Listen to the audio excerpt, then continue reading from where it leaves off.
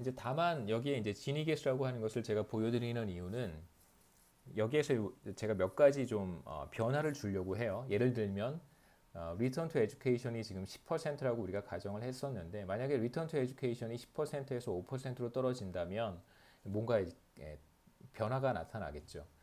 그 중에 진위 계수가 얼마나 변화하는지도 한번 우리가 비교해 볼 수 있습니다. 그래서 그런 목적으로 그러니까 진위 계수가 떨어지는지 아니면 진위 계수가 더 커지는지 다시 말하면 진위 계수가 떨어진다는 것은 소득 분배가 더 균등해지는 진다는 것을 의미하기 때문에 소득 분배가 더 균등해지는 것인지 혹은 소득 분배가 더 악화되는 것인지를 우리가 한번 비교해 볼 수 있습니다. 자, 첫 번째 이그젬플은 우리가 보려고 하는 첫 번째 시나리오는 Return to Education이 10%였었는데 이제 5%로 떨어지는 경우에 어떤 일이 벌어질까? 혹은 이렇게 생각하셔도 괜찮습니다. 지금 우리가 봤던 첫 번째 케이스가 어떤 국가의 소득 분포라고 생각하시고요. 자, 그 국가와 뭐 컨트리 A라고 한번 해보죠. 지금 이제 우리가 보려고 하는 컨트리 B는 리턴 투 에듀케이션이 컨트리 A보다 낮아서 5% 정도 되는 그런 국가다. 그러면 컨트리 A의 소득 분배와 컨트리 B에서의 소득 분배는 어떻게 달라질 수 있을까? 소득 불평등 정도는 어떻게 달라질 수 있을까? 어떤 차이를 보일까? 이제 이런 비교라고 생각하시면 되겠습니다. 자, 이제 두 국가의 교육 수준의 분포는 동일해요. 무슨 말이냐면 우리가 앞서 봤던 컨트리 A라고 한번 해볼까요? 컨트리 A에서는 교육을 전혀 받지 않은 사람이 15%, 그 다음에 1년이 20, 2년이 30, 3년이 20, 4년이 15%였었습니다. 지금 우리가 보려고 하는 컨트리 B의 경우도 마찬가지로 교육 수준의 분포는 컨트리 A와 컨트리 B가 동일하고요. 다만 차이점이 무엇이냐면 바로 Return to Education이라고 할 수 있어요. 컨트리 A에서의 Return to Education은 10%였고요. 컨트리 B에서는 이제 5%로 더 낮습니다. 자, 그렇다면 교육을 전혀 받지 않은 사람의 소득은 당연히 100으로 동일할 것이고요. 교육을 1년 받으면 컨트리 A에서는 소득이 110이 되지만 컨트리 B에서는 이제 105 정도만 105 정도만 늘어나겠죠. 그래서 105가 됩니다. 교육을 2년 받게 되면 이제 110.25가 되고요. 그래서 전반적으로 교육에 따른 수익률이 낮기 때문에 더 많은 교육을 받은 사람들의 소득이 상대적으로 낮다고 할 수 있겠죠. 그래서 평균을 실제로 계산해 보면 우리가 컨트리 A에서의 평균은 122.88이라고 하는 값을 갖는다는 걸 봤었는데 Return to Education이 5%인 컨트리 B에서는 평균 소득이 110.46 정도로 더 낮다는 것을 알 수 있어요. 그러니까 교육에 대한 수익률이 낮다는 것은 교육을 더 많이 받았을 때 소득의 증가가 상대적으로 높지 않다. 그렇기 때문에 이제 평균 소득이 더 낮은 것이죠. 자, 그 다음에 두 번째 하나 우리가 보고 넘어가야 되는 것은 미디언 인컴은 어떻게 될까? 컨트리 A고 컨트리 B입니다. 자, 미디언 인컴은 바로 컨트리 B에서의 미디언 인컴은 바로 110.25가 되겠죠. 가운데 있는 사람의 소득이 바로 미디언 인컴이니까요. 자, 미디언은 110.25.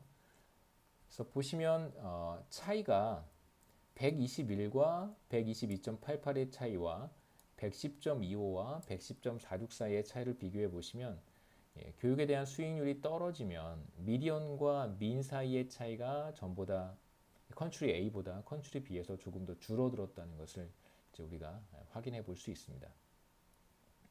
그 다음에 뭐 여기에서는 진위 계수를 계산하는 것까지 여러분들께 뭐 보여드리진 않았지만 진위 계수도 떨어져요. 0.068에서 0.035. 컨트리 A 이 경우가 Return to Education이 10%일 때 0.068이었었고요. 그다음에 이제 Return to Education이 5%로 떨어지면 진위 계수도 0.03으로 떨어집니다. 그래서 소득 분배가 더 균등해진다는 것을 우리가 확인할 수 있겠죠. 그래서 사실 뭐 대학 교육이라든가 뭐 그 이상의 교육을 받을 경우 소득 증가가 높다면 지금 우리가 컨트리 A와 같은 상황이라고 한다면 리턴 투 에듀케이션이 굉장히 높다면 그러한 사회가 소득 분배가 보다 더 불균등해질 가능성이 높다 이런 얘기를 우리가 할 수 있겠죠. 그러니까 지금 뭐 사람마다 교육 수준에 있어서 분포의 차이는 사실 없는 거란 말이에요. 교육 4년 받은 사람이 컨트리 A든 컨트리 B든 똑같이 15%고 교육을 3년 받은 사람도 두 국가에서 똑같이 20%입니다. 그러니까 교육 수준의 분포는 달라지지 않았는데 리턴 투 에듀케이션의 차이가 생긴다면 소득 분배가 균등해질 수도 있고 덜 균등해질 수도 있고 혹은 악화될 수도 있고 그 결과를 지금 첫 번째 이그젬플에서 확인을 했습니다. 그림 한번 보시죠. 자, 이게 우리가 계속해서 봤던 리턴 투 에듀케이션이 10%인 경우고요. 5%로 떨어지면 당연히 교육 수준이 늘어날 때 소득의 증가가 이렇게 가파른 형태로 나타나진 않겠죠. 5%니까.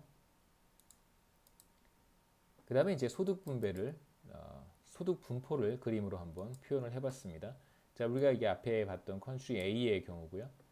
제가 가로축의 변수를 똑같이 90에서 160으로 맞췄습니다. 그래서 비교하기가 더 쉬울 것 같아요.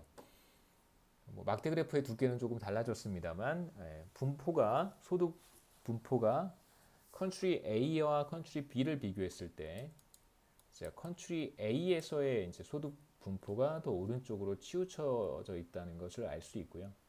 반대로 컨트리 B에서는 어느 정도 좌우 대칭 같아 보이는 되게 좌우 대칭처럼 보이죠. 110을 기준으로 해서 매우 시메트릭하다고 얘기할 수 있습니다.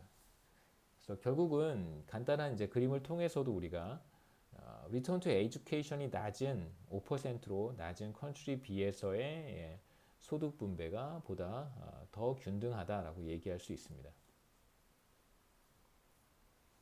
그 다음에 이제 반대로 리턴 투 에듀케이션이 높을수록 소득 분배가 보다 악화될 가능성이 높다 이렇게 얘기할 수 있겠죠. 여기에서는 뭐 확실히 악화가 되기는 하지만 현실에서는 다양한 요인들이 같이 작용할 수 있기 때문에 그럴 여지를 두고 말씀을 드렸습니다. 두 번째 이그젬플에서는 여기에서는 이제 교육 수준의 차이가 교육 수준의 분포가 달라진다면 어떻게 될 것인가? 자, 여기서 한번 보시죠. 만약에 사람들이 교육 수준의 차이가 전보다 더 적어진다면, 그러니까 여기서 이제 우리가 보고 싶은 것은 무엇이냐면요. 자, 앞에서는 컨트리 A에서는 교육 수준이 이렇게 15%, 2%, 3%, 2%, 15%를 가정을 했는데 이 컨트리 C라고 한번 해보겠습니다. 자, 컨트리 C에서는 어떤 특징을 보이냐면 여기에 더 많이 몰려 있는 거예요. 교육 수준이 비교적 1, 2, 3, 1년, 2년, 3년으로 계속 비교적 이제 비슷한 그런 상황을 한번 생각해 보려고 해요. 그래서 만약에 사람들의 교육 수준이 컨트리 A에서는 좀 차이가 있는데 컨트리 C에서는 차이가 좀 더 줄어들게 됩니다. 사람들이 비슷한 교육 수준을 갖게 된다면 그러면 어떻게 될까? 자, 이제 두 국가의 리턴 투 스쿨링, 리턴 투 에듀케이션은 10%로 동일하고요. 다만 차이점이 뭐냐면 컨트리 C에서는 컨트리 A와 비교했을 때 교육 수준이 보다 더 비슷한 모습을 보입니다. 말씀드렸듯이 뭐 교육을 전혀 받지 못한 사람은 5%, 교육을 4년 받은 사람은 이제 5%고 대다수의 사람이 1년, 2년, 3년 이런 교육 수준을 보이고 있어요. 자, 이런 경우에 이제 소득 수준의 소득 분포는 어떻게 달라질 것인지 한번 생각해 보겠습니다. 우선 평균 소득 민을 한번 비교해 보시면 이제 교육 수준의 차이가 더 적을수록 제가 시그마는 보통 이제 스탠다드 디비에이션 표준 편차를 표시할 때 쓰는 이제 그리스 문자인데요. 그러니까 로우 시그마라고 제가 쓴 이유는 이제 표준 편차가 더 작다 이런 뜻입니다. 하이 시그마는 이제 표준 편차가 큰 경우고요. 그래서 교육 수준의 분포를 그림으로 한번 보시면 좋을 것 같은데, 자, 이 그림이 바로 컨트리 A의 경우고요. 이제 컨트리 B의 경우에 교육 수준이 C입니다. 컨트리 A와 비교했을 때 대체로 다수의 사람들이 이렇게 가운데 모여 있다라고 우리가 말할 수 있겠죠. 이 경우에는 이제 분포가 이런 분포가 하나 있을 수 있고 이렇게 홀쭉한 분포가 하나 있을 수 있잖아요. 그래서 이런 분포의 경우에 표준 편차가 크다고 얘기를 하고요. 그래서 이런 분포의 경우에 표준 편차가 작다고 얘기합니다.